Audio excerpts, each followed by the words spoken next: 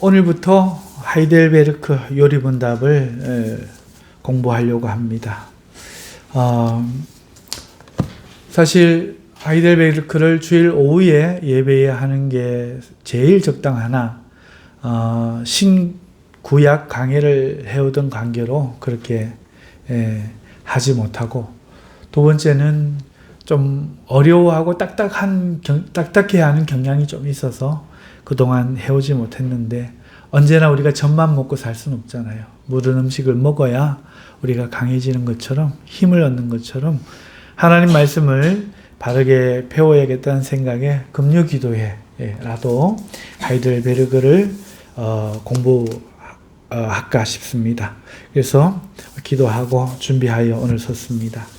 이 하이델베르크가 무엇인가, 이 하이델베르크 요리문답이 무엇인가 잠깐 설명을 드리자면, 16세기, 그러니까 1500년도에 독일에서 종교개혁이 시작되었습니다. 그때 팔제라는 곳의 수도가 하이델베르크예요. 그곳에서 종교개혁자들에 의해 만들어졌다고 해서 이름 지어진 신앙 고백서입니다. 팔제의 통치자였던 군주, 신성 로마 제국의 선제후였던 프리드리히 3세라는 사람이 자신이 다스리고 있던 지역에 교인들이 무지할까봐 그 무지를 씻어내고 좀 더 성경적인 신앙 고백으로 신앙과 신학의 통일을 이루기 위해서 위원회를 조직했습니다. 그리고 그들로 하여금 새로운 요리문답을 작성하게 했는데, 이때 큰 역할을 한 사람이 위대한 교회사 인물인 우르시누스와 올레비아누스가 그 사람들입니다. 바로 이 하이델베르크 요리문답서인데요. 이 요리문답은 묻고 답한다 하는 뜻이에요.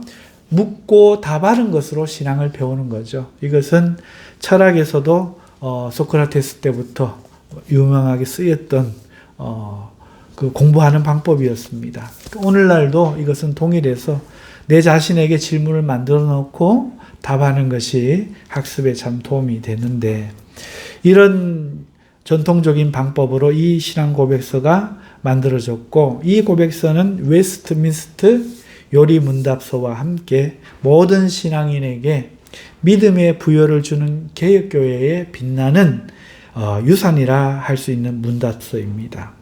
그래서 이 문답서는요, 어떻게 사용되어졌는가 하면은 그 요리문답반의 교재, 그러니까 초신자의 신앙교육 교재로 사용되어졌고, 그리고 주일 오후 예배의 설교 본문으로 교회들마다 사용되었던 문답서예요. 이 문답서는요, 전통적이고 전통을 잇고 있습니다. 무슨 말인가 하면은, 초대교회, 우리 초대교회에서는요, 고대교회에서는 세례나 성찬을 준비하는 사람, 예수님을 믿고 세례받고 성찬에 참여하기 위해서 준비시키는 사람들에게 세 가지를 가르쳤어요. 사도신경, 십계명, 주기도문을 가르쳤습니다. 이게 전통이었어요. 그래서 하이델베르크 문답서도 이 전통을 따라 새 문서를 요리문답의 형식으로 해설하여 가르치고 있습니다. 그리고 이 문답서를 사실은 189개 문답인데, 이것을 52조로 181개네요. 129개 문답서인데 129문인데 이거를 52주로 구분해서 51년에 한번 이것을 할 수 있도록 그렇게 오후 예배마다 가르쳤던 우리 신앙의 실질적인 내용입니다.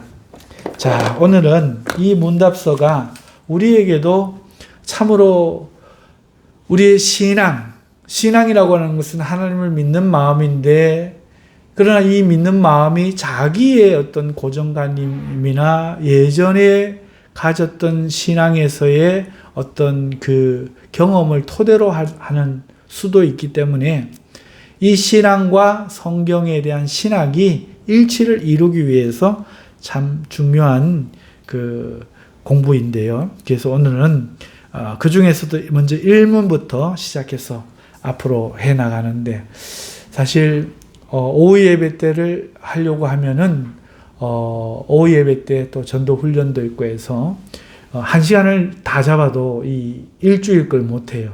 그래서 오늘도 1문만 하고 주일 오후 예배에는 지금까지 하던 것처럼 간략한 설교로 하도록 하겠습니다.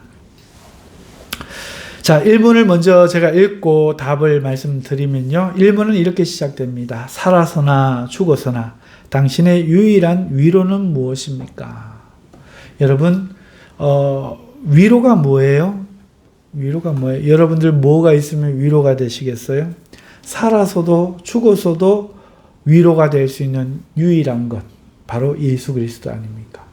그런데 오늘날 우리가 살아가면서 예수님을 믿는 게 위로가 못 될 때가 많지요. 그래서 이것은 바른 신앙이라고 할 수가 없습니다. 우리의 신앙은 살아서나 죽어서나 나의 유일한 위로가 예수 그리스도가 되는 것, 이것을 우리의 바른 신앙의 목표로 하고 있고 성경의 인물들도 그렇게 살아갔습니다. 그래서 여기에 대한 질문이고, 그러면 여기에 대한 왜 그런지에 대한 답변이 필요하겠지요. 그 답변은 이것입니다. 살아서나 죽어서나 나는 나의 것이 아니요 몸도 영혼도 나의 신실한 구주 예수 그리스도의 것입니다. 그리스도께서는 그의 보혈로 나의 모든 죄값을 완전히 치르고 나를 마귀의 모든 권세에서 해방하셨습니다. 또한 하늘에 계신 나의 아버지 뜻이 아니면 머리털 하나도 땅에 떨어지지 않도록 나를 보호하시며 참으로 모든 것이 합력하여 나의 구원을 이루도록 하십니다. 이게 답이에요. 그러니까 지금 나온 이 내용이 살아서나 죽어서나 나의 유일한 위로가 예수 그리스도가 되는 이유를 설명하고 있는 거죠. 그러나 얼핏 들으시면 말은 알아듣겠는데 그게 참된 위로인가 우리가 생각하기가 어려워요. 그런데 마치 철드는 것과 같습니다. 부모님의 은혜를 알기 때는 모르죠. 그런데 철이 들면 엄마도 그렇게 허리가 아픈데 그렇게 힘든데도 나를 먹인다고 그렇게 애를 써서 하셨구나. 그게 알아지면 부모님한테 이제 함부로 못하죠. 그때부터는 엄마가 조금만 슬퍼도 노해도 어머니 제가 잘못했습니다 하고 회개하게 되는, 그것을 우리는 철들었다. 어머니를 속상하게 안 하는 걸 철들었다 하는데요. 마찬가지입니다. 예수 그리스도의 그 큰 구원을 받고도 왜 성도들이 그게 위로가 안 되느냐? 철이 없어서 그래요. 그래서 오늘 이 답변의 말씀을 가지고 이제 철들듯이 깨닫게 하는 것입니다. 여러분, 살아서나 죽어서나 라고 말하고 있어요. 여러분, 위로가 살아도 죽어도 내가 예수 그리스도가 나의 위로라고 고백할 수 있는 그 마음, 그 마음은 우리가 주님의 것이라는 것을 먼저 알아야 됩니다. 살아서도 죽어서도 주님의 것이라는 것을 알아야 되죠. 그래서 이 고백서는 모든 성경을 근거로 만들어졌는데요. 로마서 14장 8절에 우리가 살아도 주를 위하여 살고 죽어도 주를 위하여 죽나니 그러므로 사나 죽으나 우리가 주의 것이로다. 이것은 우리만 그런 게 아니고 사도 바울뿐만 아니라 그 당시 모든 사람이 그랬다는 거죠. 그러니까 철든 성도들, 철없고 이제 믿어서 믿음이 금방 떨어질지, 엄마가 때린다고 엄마 싫어 그러고 집을 나갈지도 모를 그런 철없는 성도들 말고 철없는 성도들은 누구라도 이렇게 살았다는 겁니다. 데살로니가전서 5장 9절에서 10절에 보면은 하나님이 우리를 세우심은 노하심에 이르게 하심이 아니요 오직 우리 주 예수 그리스도로 말미암아 구원을 받게 하려 하심이라. 예수께서 우리를 위하여 죽으사 우리로 하여금 깨어있든지 자든지 자기와 함께 살게 하려 하셨느니라. 하나님이 우리를 구원하러 불러 이렇게 세우심은 화내려고 진노하려고 그렇게 하신 것이 아니라는 거죠. 예수님을 통해서 구원을 받고 살려고 우리를 그렇게 하셨다는 겁니다. 그 일을 위해서 예수님께서 우리를 대신하여 죽어서 우리로 하여금 깨어있든지 자든지 자기와 함께 살아가도록. 그러니까 하나님 세상을 이처럼 사랑하사 용서하시고 화목하시기 위하여 그의 독생자를 보내신 것이지요. 어떤 부자가 돈이 많은데 내가 친구입니다. 내가 큰 위기에 처한 거예요. 파산하고 가족이 뿔뿔이 흩어지고 무슨 일을 당할지 모를 일을 보고 그가 전 재산을 다 팔아서 구해서 나를 살려놓고 자기는 망해버린 거예요. 이런 친구가 세상에 어디 있습니까? 그런데 그 친구가 참 인물이야. 그래서 열심히 노력해갖고 나는 돈을 일도 없는데 다시 또 거부가 되었어요. 네. 그래도 얼마나 고맙습니까? 얼마나 감사합니까? 누가 있어서 이렇게 하겠습니까? 그가 전 재산을 나를 위해 다 버린 거는 사실이지 않습니까? 너무너무 고맙죠. 그런데 많은 사람들이 하나님의 아들이 나를 위해 죽어줬다가 살아나신 거는 신이니까 살아났지 하고 그 죽음을 그냥 과정으로 생각해버려요. 나를 위해 모든 것을 주셨다고 안 생각하는 거죠. 돈은 나를 위해 전 재산을 주면 갚을 수 없는 은혜를 입었다 이렇게 생각하면서 아들을 주는 거는 우리가 대수롭지 않게 또 살아날 걸 생각하고 친구가 또다시 부자 됐다고 해서 그가 전 재산을 아끼지 않은 것이 어찌 값이 없어지겠습니까? 그건 그거대로 정말 그 친구니까 그럴 수 있는 거다. 박수 보낼 수 있는 거고 그럼에도 불구하고 나를 위해 자기 재산을 아끼지 않았음을 우리가 기억할 때 친구야 비록 내가 너의 친구지만 이제 나는 살아도 너를 위해서 살고 죽어도 너를 위해서 살고 네 은혜를 내가 고마워하고 절대로 너에게 미안한 짓을 내가 하지 않겠다. 그렇게 우리가 생각해야 되는 것처럼 예수님은 우리를 사랑해서 우리와 하나 되시기 위하여 그렇게 십자가에 우리를 위하여 죽으셨다 말하기 때문에 그것이 오늘 살아서나 죽어서나 나의 위로가 되는 거죠. 그 예수님이 있다는 사실이 위로가 되는 겁니다. 살아서나 죽어서나 나는 나의 것이 아니오 라고 했습니다. 고린도전서 6장 19절에서 20절에 보면 너희 몸은 너희가 하나님께로 받은 바 너희 가운데 계신 성령의 전인 줄을 알지 못하느냐. 너희는 너희 자신의 것이 아니라 값으로 산 것이 되었으니 예수님이 그 핏값으로 우리를 사셨단 말이죠. 그러니까 이제는 내 게 아니에요. 사랑하는 사람이 생기면 그 사람의 것이 되고 가장 그 은혜를 입은 그 주인을 만나면 내가 그의 주인의 것이 되는 것처럼 오늘 우리는 예수님의 이 큰 은혜를 받았기 때문에 더 이상 나의 것이라고 주장하지 않는다는 것이죠. 그뿐만 아니라 이 몸 안에는 우리의 성령께서 전삼아 와 계십니다. 그런즉 너희 몸으로 하나님께 영광을 돌려라. 이렇게 말씀하고 있죠. 그러므로 오늘 우리는요. 살아서나 죽어서나 주님만이 나의 위로요. 나는 그 주님의 것이요. 나는 주를 위해 살아간다. 이것이 우리 신앙의 고백이다. 먼저 고백하고 있는 것입니다. 그리고 이어져서 이렇게 말하고 있습니다. 몸도 영혼도 나의 신실한 구주 예수 그리스도의 것입니다. 여러분 고린도전서 3장 23절에 보면 너희는 그리스도의 것이요 그리스도는 하나님의 것이니라 했어요. 여러분 이 소유격 의는 얼마나 신비한지 몰라요.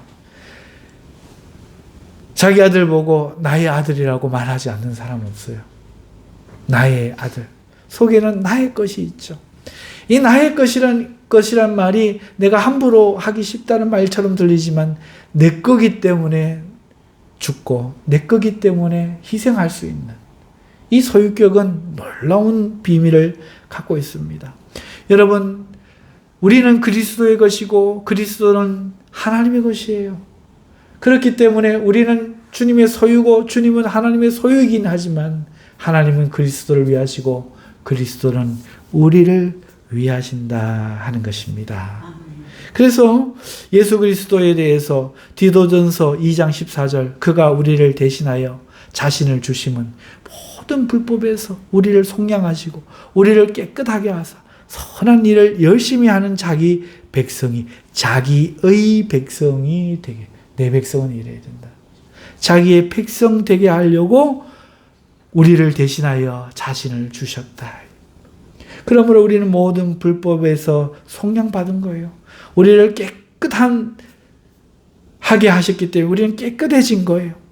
그리고 우리는 선한 일을 열심히 하는 자가 되어야 하는 것이죠.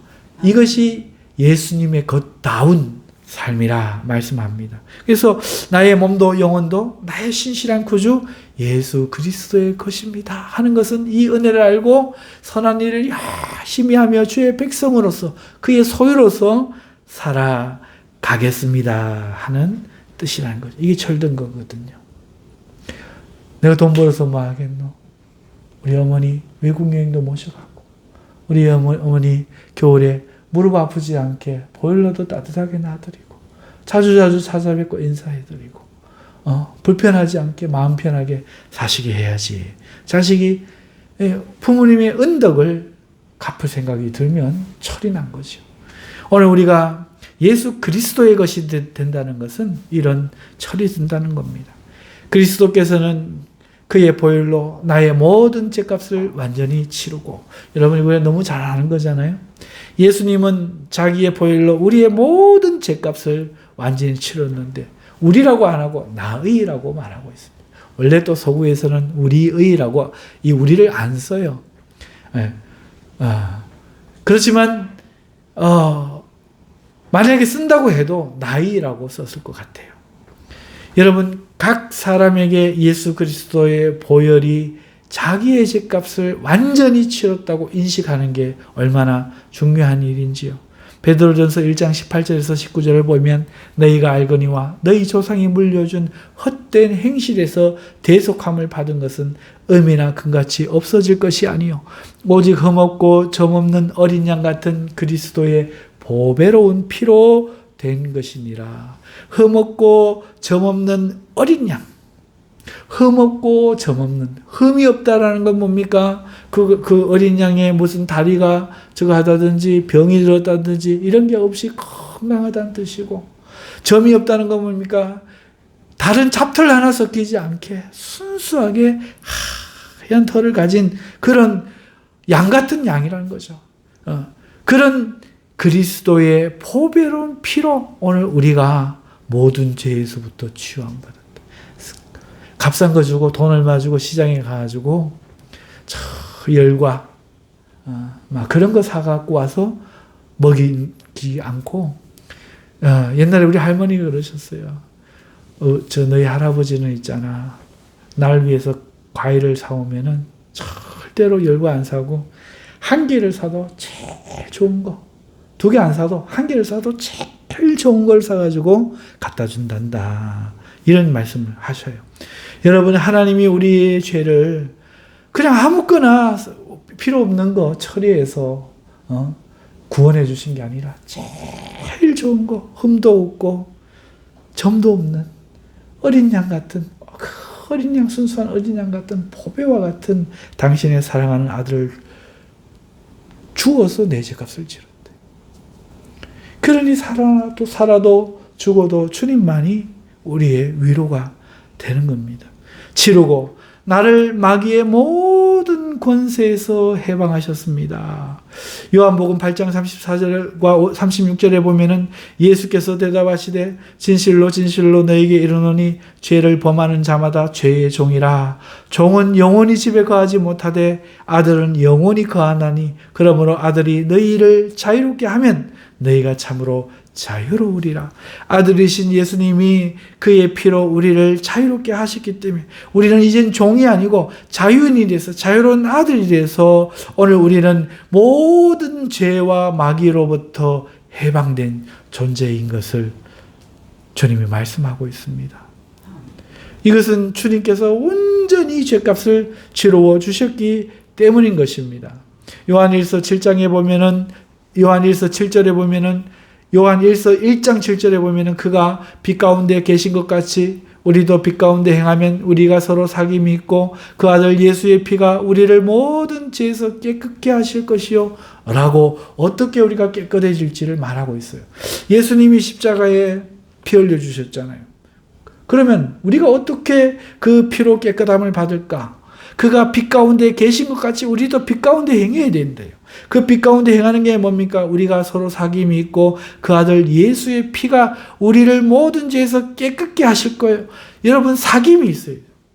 예수님과 사귐이 있어야 됩니다. 하나님의 사람과 사귐이 있어요. 우리가 빛 가운데 행해야 돼요. 요한일서 2장 2절에 보면 그는 우리 죄를 위한 화목제물이니 우리만 위할 뿐 아니요 온 세상의 죄를 위하심이라. 다른 사람들은 사귀지를 않는 거예요. 믿지를 않는 거죠. 하나님과 교제하지 않는 겁니다. 요한일서 2장 12절에 보면 자녀들아 내가 너에게 쓰는 것은 너희 죄가 그의 이름으로 말미암아 사함을 받았으며 라고 말하고 있습니다. 그러므로 우리가 예수 그리스도의 이름이 우리를 죄를 사하는 이름인 것을 믿는 것. 영접하는 자 곧 그 이름을 믿는 자들에게는 하나님의 자녀가 되는 권세를 주셨으니 요한복음 1장 12절 말씀 아닙니까? 영접하는 게 뭡니까? 그 이름을 믿는 거예요. 뭔가 마음문을 열고 내 마음에 들어오십시오. 이게 아니라는 거죠.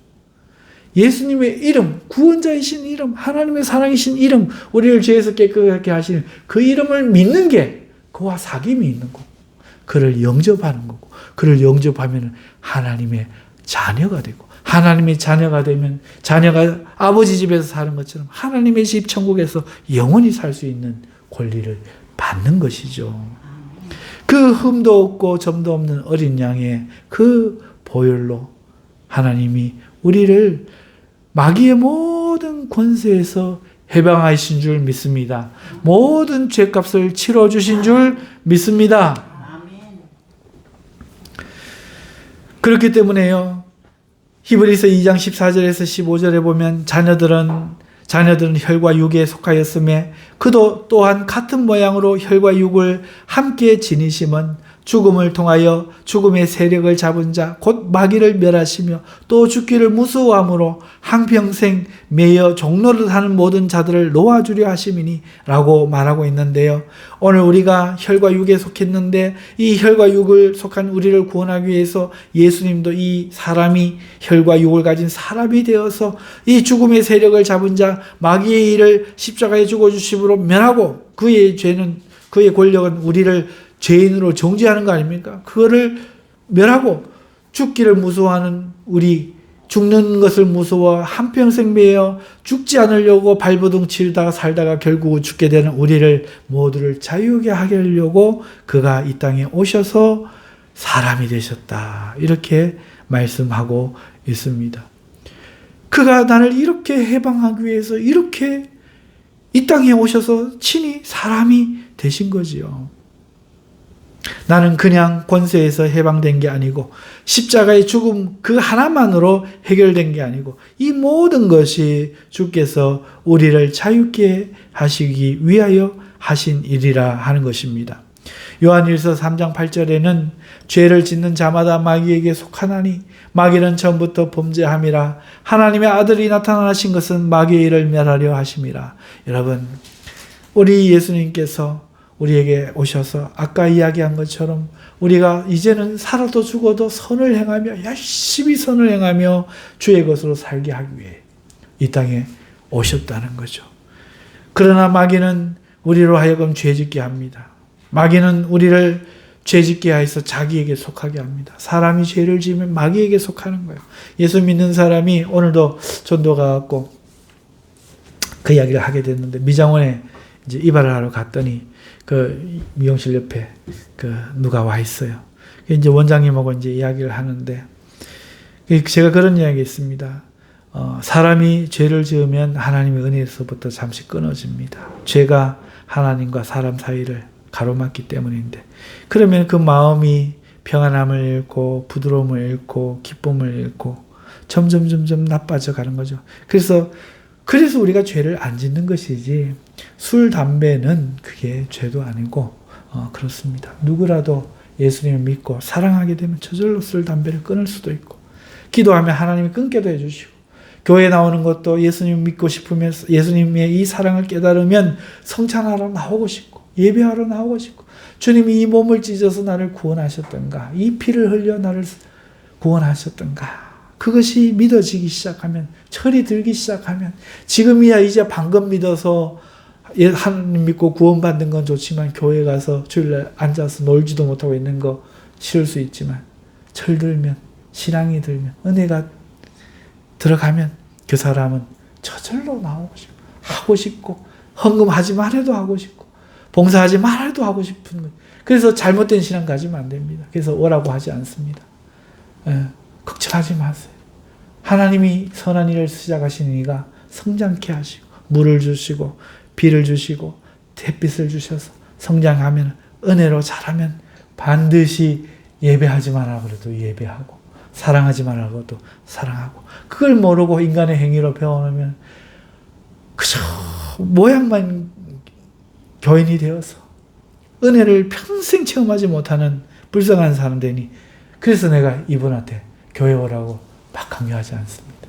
그냥 놔두면 절로.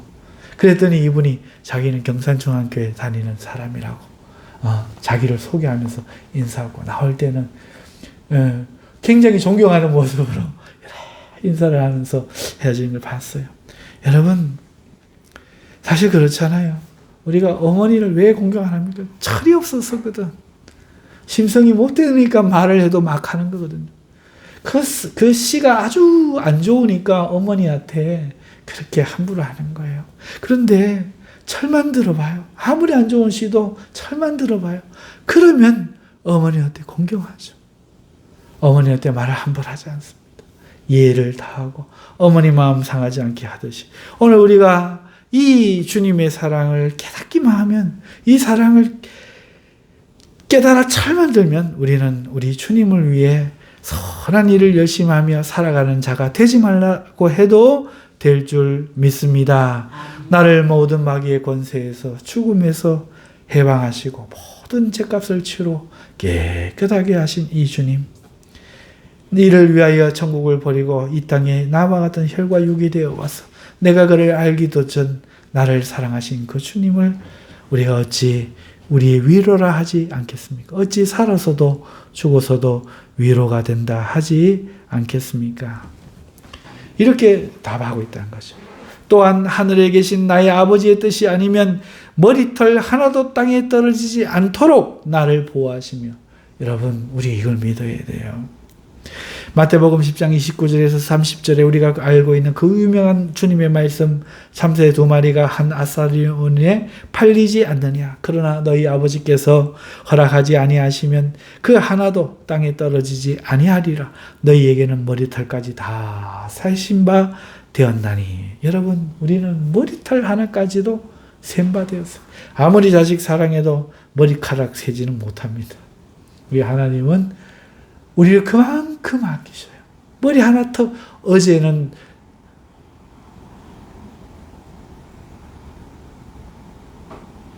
300만 3천 2개였는데 오늘 1개가 되었네? 어떡하지? 머리가 점점 빠지는구나 이렇게 알고 계신다는 거예요. 관심 받기 아니라 늙으면 다 그런 거요 이러고 그러시지 않으시고 우리 머리카락 세셨대요. 하나님, 이거 예수님이 직접 이야기하는 겁니다. 내가 아플 때, 아이고, 다 아프면 크는 거요. 이러면서 안 하신다는 거예요. 내가 얼마나 어떻게 아픈지 다 하신다는 거죠. 여러분, 그렇게 하나님의 뜻이 아니면 우리는 그렇기 때문에 머리털 하나도 땅에 떨어지지 않도록 하나님이 보호하시는 겁니다. 누가복음 21장 18절에는 이런 주님의 말씀이 다르게 기록되어 있습니다. 너희 머리털 하나도 상하지 아니하리라. 아멘. 그러므로 여러분 우리가 하나님의 이 관심을 받고 있습니다.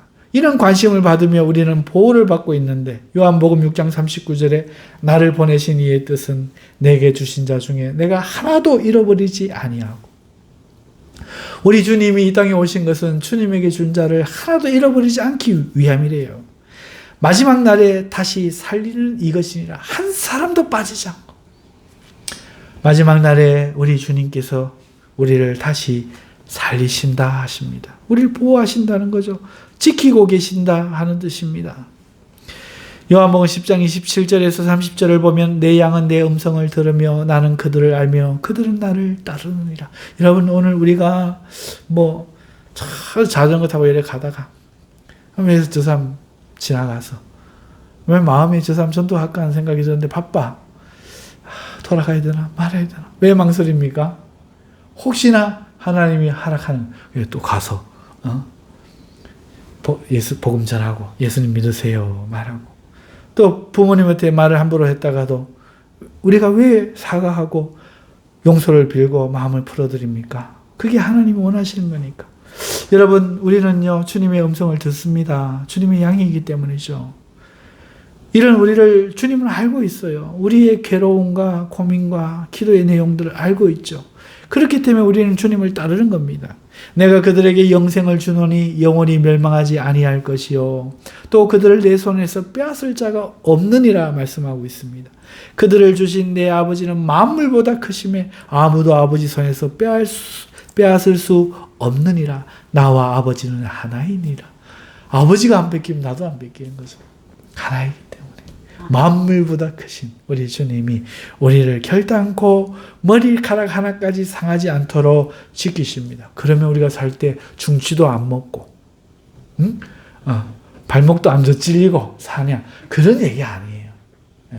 하나님의 보호 가운데서 빼앗길 일이 없다는 거예요.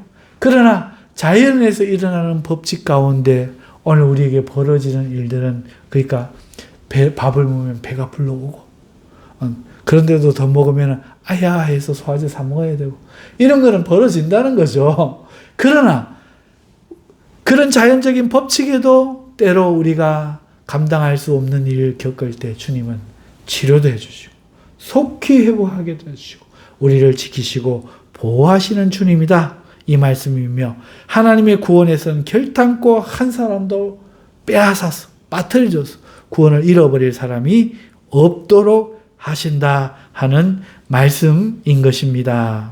우리를 지키시고 보호하시는 이 주님이 있으니 얼마나 우리가 살아서도 죽어서도 위로가 됩니까? 나 혼자가 아니에요.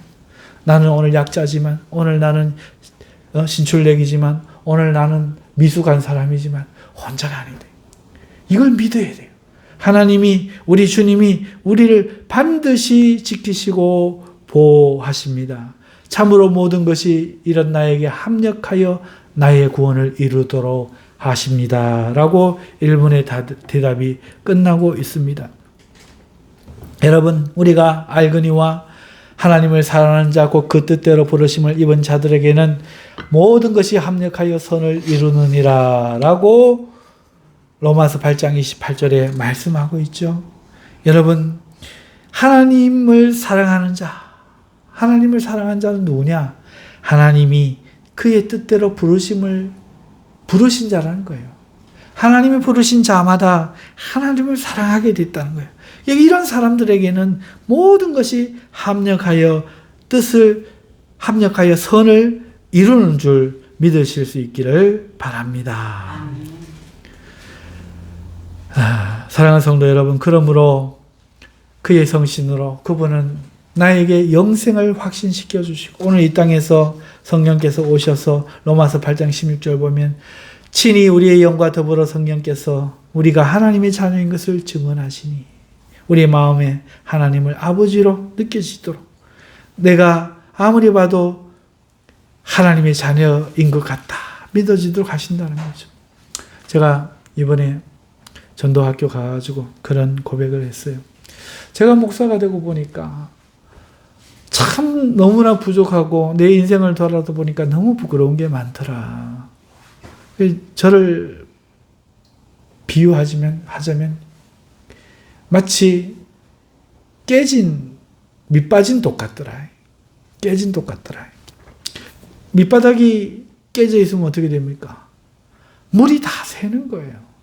그러니까 좁아야 소용없는 거죠. 제가 느끼기에 어제 했던 짓 오늘 또 하고, 오늘 했던 짓 내일 또 할 놈, 무슨 소망이 있고 무슨 가망이 있겠습니까? 그런데 오늘 어떻게 내가 하나님의 은혜를 입고 하나님의 말씀을 깨닫고 성령으로 감화받고 성령의 음성을 들으며 하나님의 위로를 받으며 새 힘을 얻고 살아갈 수 있는가 생각해 봤더니 깨진 그 밑바닥에 새는 물보다 주시는 은혜가 더 많아. 내 같으면 저거 좋아해 소용없어 이럴 텐데 줄줄 새는 물을 더 콸콸 부어주시는 거예요. 할렐루야. 오늘 우리에게 하나님 우리가 죄가 없어서 온전해서가 아니라 하나님의 성령으로 나에게 영생을 확신시켜 주고 계시는 거죠. 너는 하나님이 사랑하는 아들이야. 너는 하나님이 사랑하는 딸이야. 우리의 성령께서 날마다 포기하지 않고 질릴 만도 한데 안 질리고 실망할 만한데 안 실망하고 우리에게 그 사랑을 날마다 각인시켜 주시고 확인시켜 주시기 때문에 오늘 우리가 하나님의 자녀인 걸 깨닫는다는 거죠. 하는 집 보세요. 기도하라 해도 안 하고 말씀 받아도 안 먹고 용돈 주면은 1,000원 주면은 500원 헌금하고 500원 오락실 가서 오락하고 이게 우리 아닙니까? 이런 우리를 하나님이 사랑하신다는 거죠. 그래서 오늘 우리가 확신할 수 있는 것입니다. 고린도후서 1장 22절 그가 또한 우리에게 인치시고 보증으로 우리 마음에 성령을 주셨느니라 말하고 있습니다. 우리에게는 인을 치셨대요. 도장 찍어놨다. 너는 내 거다. 옛날에 친구들끼리 뭐 먹고 싶은 거 있으면 침 발라보잖아요. 더러워서 안 먹는다 가게. 도장 찍으면 내 거죠. 우리 집 문서에 돈을 주고 도장 찍으면 그때부터는 내 겁니다. 우리는 주님 겁니다. 주님이 말씀합니다. 그가 또한 우리에게 인치시고 보증으로 우리 마음에 성령을 주셨느니라. 할렐루야. 그래서 우리에겐 성령이 계시다는 거죠.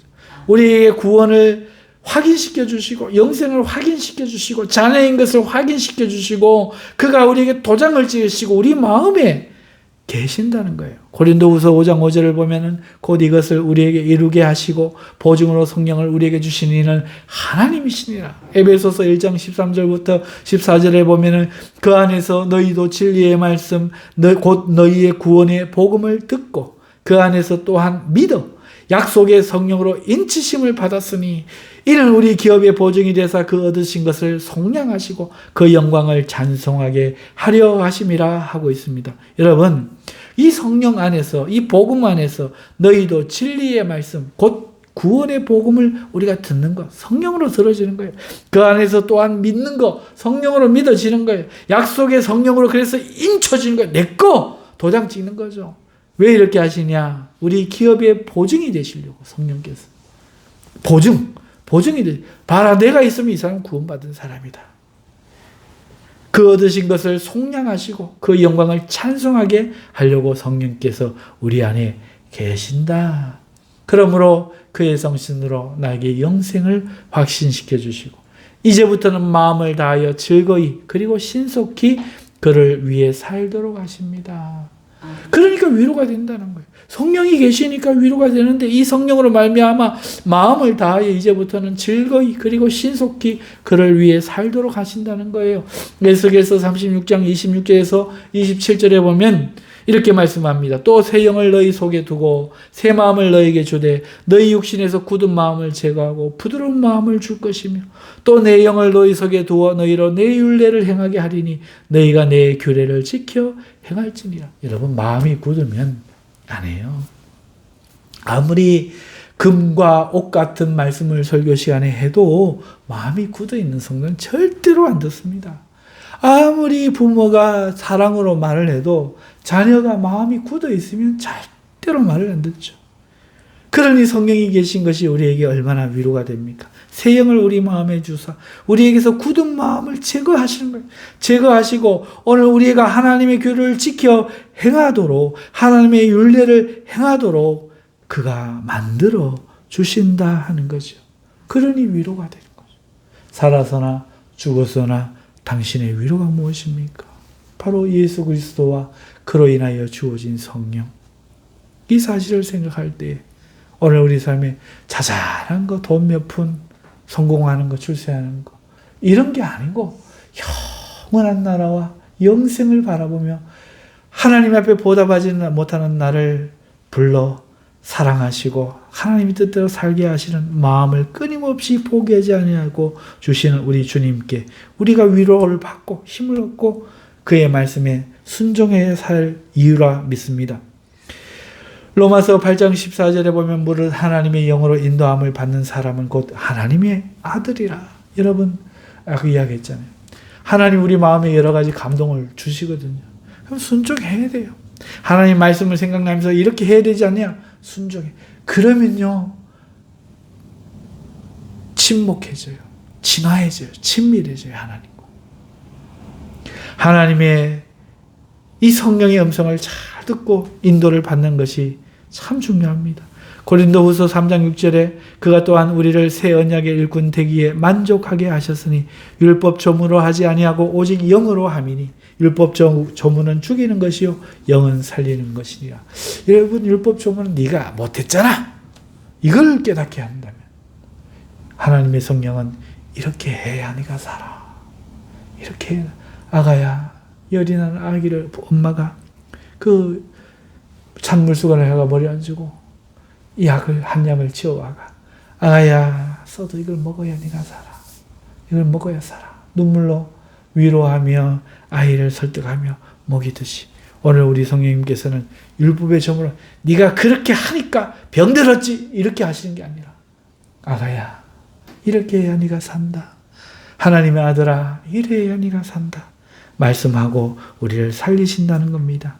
고린도후서 3장 18절을 보면 우리가 다 수건을 벗은 얼굴로 거울을 보는 것 같이 주의 영광을 보며 어떻게 보세요? 성령으로 그와 같은 형상으로 변하여 영광에서 영광에 이르니 곧 주의 영으로 말미암음이니라. 여러분 의문에 묵은 것으로 하지 않고 우리가 오늘 밝히 알 수 있는 것은 이 성령님의 순종하는 그걸 우리가 믿음으로 경험하면서 하나님 뜻이 여기 있구나. 하나님이 이러려고 하셨구나. 하나님은 의인을 구원하시려고 하신 게 아니고 죄인을 구원하려고 하셨구나. 우리가 여기서 깨닫게 되는 거죠. 회개하지 않은 이 세상에 의인은 한 사람도 없고 회개하지 않으면 의인도 구원을 못 얻습니다. 왜? 온전한 의인이 없기 때문이죠. 그러나 그 마음이 강팍하여 회개하지 않기 때문에 하나님은 오늘 우리의 마음속에 성령으로 끊임없이 그의 마음에 옥토를 흔들어 그 굳은 마음을 열도록 하고 계십니다.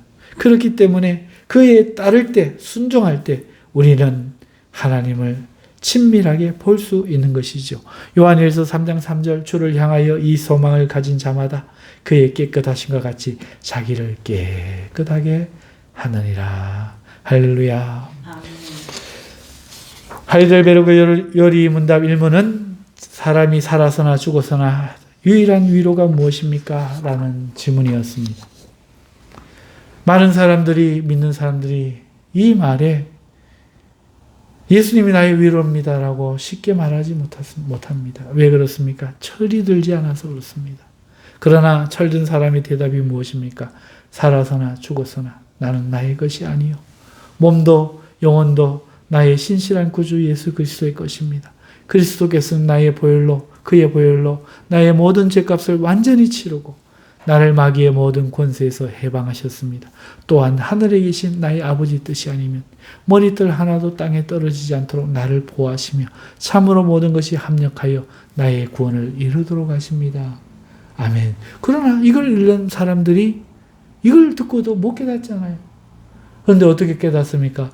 오늘 성경에 있는 이런 많은 것들을 우리 목사님들이 공부하여 익히 숙지하고 이거 증거들을 갖다 대서 이것이 이런 뜻입니다고 설명할 때 우리 마음이 풀어줄 때 오늘 들으면서 뜨거워지지 않습니까?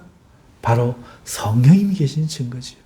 목사님들을 통해서 우리에게 남겨주신 이 좋은 유산들이 오늘 사실 좀 어렵다는 이유로 좀 딱딱하다는 이유로 여러분 배척받고 있지만 이제라도 우리가 장성한 철든 그리스도인 되려면 지금이라도 이 말씀 내 길을 즐겁게 하는 말씀 말고 이 딱딱해 보여도 사랑과 뜨거움으로 넘치는 이 말씀으로 우리가 우리의 영혼을 건강하게 해야 할 줄 믿습니다. 아멘. 우리 이 말씀 붙들면서 다 함께 기도하십시다. 하나님, 살아서나 죽어서나 우리의 유일한 위로가 우리 하나님의 사랑이요 우리 예수 그리스도요 우리를 돌보시는 성령님의 은혜인 줄 고백하게 하옵소서. 우리 주여 외치고 기도하도록 하겠습니다. 주여!